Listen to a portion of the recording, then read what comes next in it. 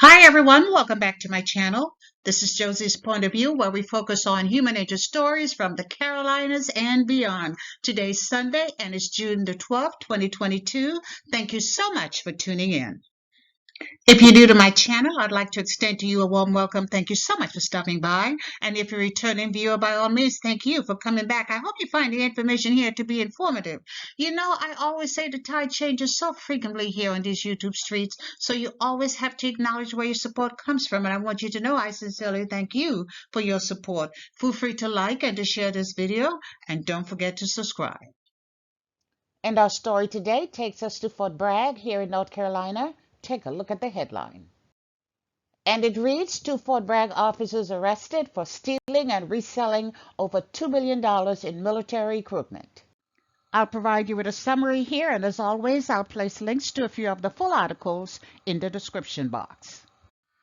This story was breaking news last week, and it's about a military husband and wife stationed at Fort Bragg who were recently indicted and charged with creating this scheme that allowed them to profit from over $2 million in stolen equipment and supplies. Now, the indictment was handed down on June the 4th, and based on the information provided in the statement of charges, this was a rather calculated and well planned out scheme that made them very rich. So sit back for a few minutes and I'll tell you all about it.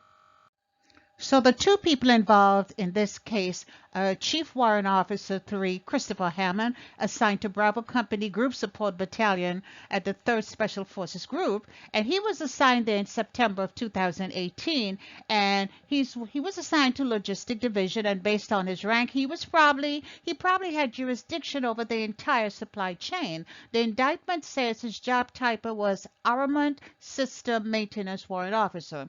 Also named in the indictment was his wife. She's a Major, Heather Hammond, and reports say she's an active duty major, of course, and she's been in the military for 11 years and currently working as an ROTC instructor at Campbell University, which is right up the street. I checked the university ROTC cadre, and yeah, she's still there. I saw her name, I saw her phone number and her email, but her title is listed as executive officer. And as you can expect, by the time the story hits the news, all social media sites were scrubbed and photos are not easy to find, but that does not prevent us from sharing the story.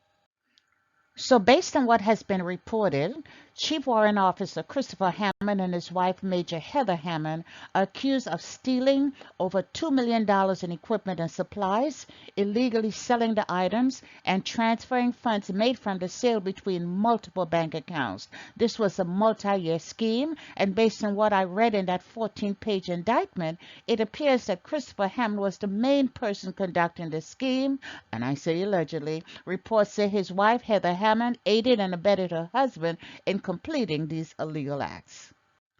Investigators say that among his many responsibilities, Chief Warrant Officer Hammond, he managed the small repairs in his unit, which include replacing broken equipment, and he was also responsible for ordering supplies and equipment through the defense logistics system. So it does make a lot of sense that because of his job and because of his title, he had access to the classification codes and other authorizations that are needed to order supplies and equipment.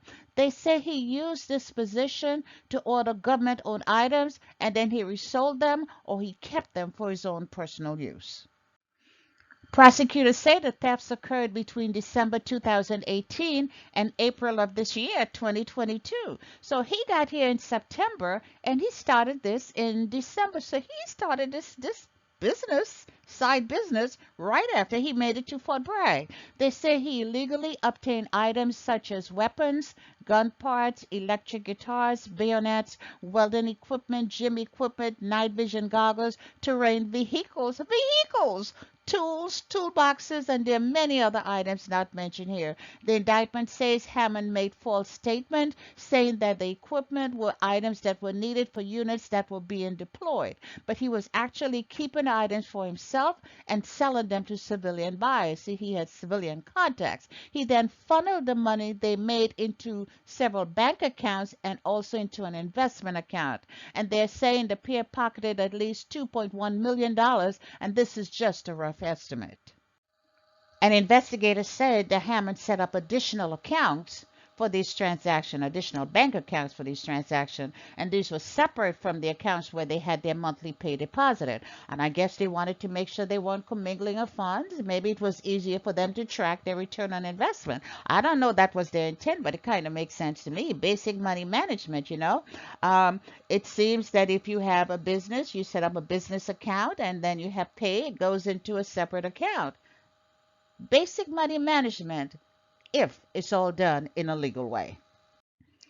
Now, the indictment alleges that between January of 2021 and January of this year, within that 12-month period, they say Hammond's bank account received 111 wire transfers totaling more than $1.86 million, and this money was deposited into his USA account. And I'm saying, I'm thinking about this and I'm thinking this scheme went on for 4 years. If within this 12-month period that he had wire transferred of $1.86 million, I think it's highly probable that the entire scheme brought in profits of much more than $2 million. It just kind of makes sense to me. Now, the indictment was rather detailed, every transaction, where the wire transfer came from, how long it stayed in the account, and where it was transferred to. Prosecutors had it all. And this man was very busy. He had to have been busy because he had a very busy military life, and then he had a busy side business at the same time. He probably didn't have any personal time for himself. And I'm sure you're wondering just what role did his wife, Major Hammond, play in this elaborate scheme. Well, I had to go back and read that 14-page indictment for that information, and this is what it says. It says in July of 2021, Heather Hammond opened an investment account, and later she gave power of attorney to her husband, Christopher Hammond, so that he now had the ability to trade and to make deposits into the account on her behalf. Now, they said between August of 2021 and January of 2022, Christopher Hammond made 8 transfers totaling $330,000. Now, that money came out of his USA account and it went into his wife's account. All right. So he was transferring money from USA account into his wife's investment account. Prosecutors say Christopher and Heather Hammond aided and abetted each other in this elaborate scheme. Now, we're not sure how the couple actually got caught or how long they had been under surveillance, but they had been under surveillance for quite some time. And I have to say that this all makes me question how so much money was being mishandled and how come nobody knew about it or how come they allowed it to continue for as long as it did. Seems to me like nobody was probably paying attention.